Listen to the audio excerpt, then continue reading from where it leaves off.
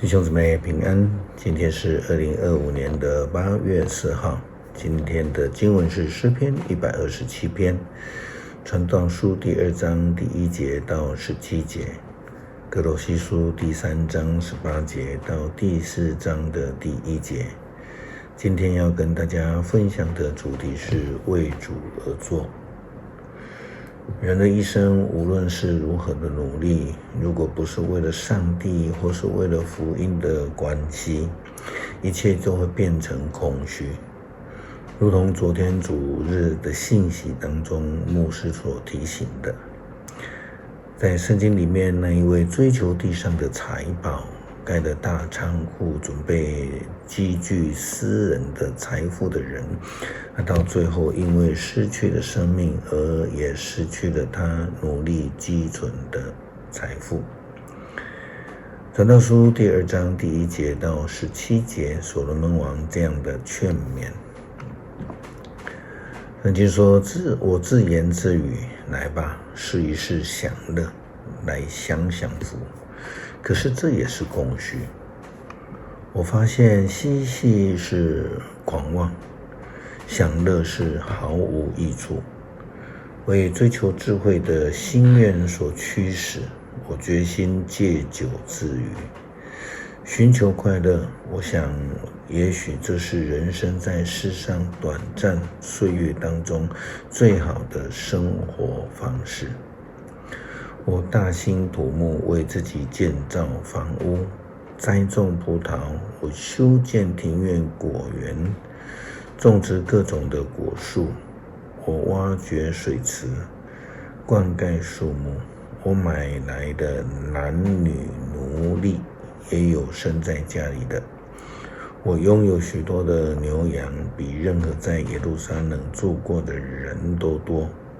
我为自己积聚君王的金银，各省的财宝，我有许多歌唱的男女，有无数的嫔妃，随心所欲。不错，我强大，胜过任何在耶路撒冷住过的人，并且我始终有智慧，我要什么就有什么，我尽情享受，不受拘束。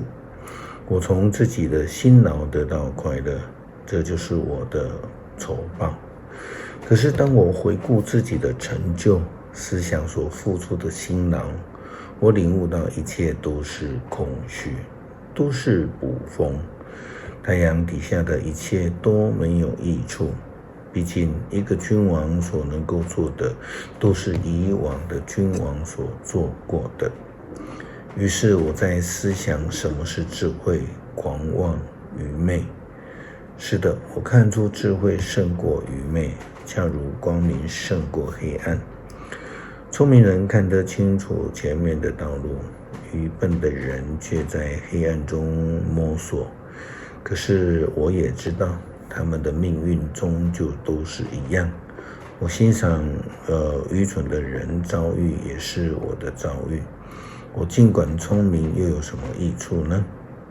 我的答案是没有，一切都是空虚。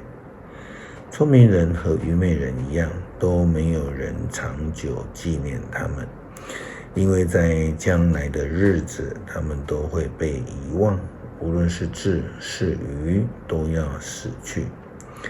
因此，人生对我没有意义。太阳底下所做的一切事，也只不过是让我烦恼，一切都是空虚，都是捕风。保罗在写给哥罗西教会基督徒的信件当中提到了顺服的生命态度。保罗说，顺服是信主的基督徒之本分。所以无论是哪一个方向哪一个层次的顺服，都不能以不欢喜的态度去面对，更是要以这个为主而做作为目标。不但如此，更要尽心尽力的去服侍。保罗的书信哥罗西书第3章18节到第4章的第1节这样子说道：做妻子的，你们要顺服丈夫，因为这是基督徒的本分。做丈夫的，你们要爱妻子，不可严厉对待他们。做儿女的，你们要时时听从父母，因为这是主所喜欢的。做父母的，你们不要激怒儿女，免得他们灰心丧志。做奴隶的，你们要事事听从世上的主人。你们所做的不仅是做给主人看，讨他们的喜欢，而是出于真心诚意，因为你们敬畏主，无论做什么，你们都要专心一意，像是为主而做的，不是为人工作。要知道主会把他为自己的子民所保存的赏赐来给你们。你们侍奉的是主耶稣基督，那作恶的无论是谁，都要受得到的报应，因为上帝用一样的标准对待每一个人。第4章第1节，做主人的，你们要公平合理的对待奴仆，因为你们知道你们在天上也有一位主人。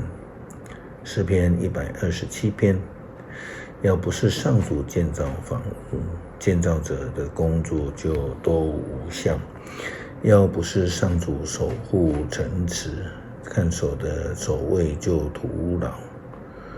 早起晚睡，为生活整天劳碌是枉然，因为上主赐安眠给他所爱的人，儿女是上主所赏赐的，子孙也是他赐给我们的福分。